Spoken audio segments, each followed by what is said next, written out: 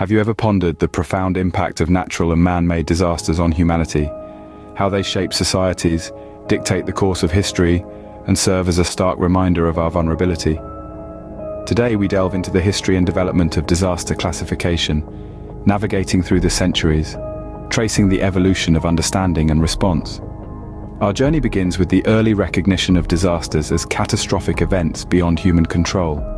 They were often attributed to divine wrath or celestial displeasure, leaving societies helpless and resigned to their fate.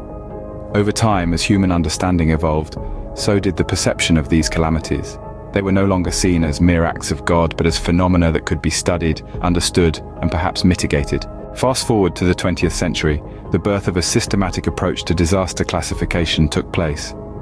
The Disaster Research Center at the University of Delaware in the United States introduced a division based on the scale and impact of the event. Emergencies, disasters of limited scope, and large-scale disasters were the three broad categories, each requiring a different level of response and management. Natural disasters encompass over 24 types, from the ground-shaking tremors of earthquakes to the torrential downpour of floods and the scorching heat of volcanic eruptions.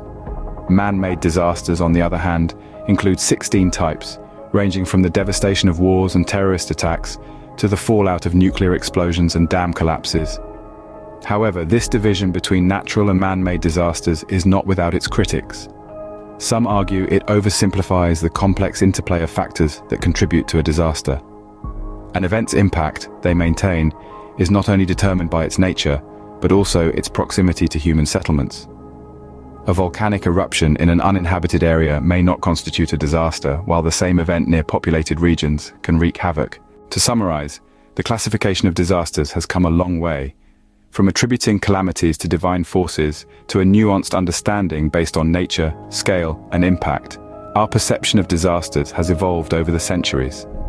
Yet the debate continues, and the quest for a comprehensive classification that can guide effective disaster management is ongoing. In understanding the history and development of disaster classification, we unravel the complex tapestry of human response to calamities. We recognize the profound impact of disasters on societies and appreciate the relentless human spirit that rises from the ashes, resilient and ready to rebuild.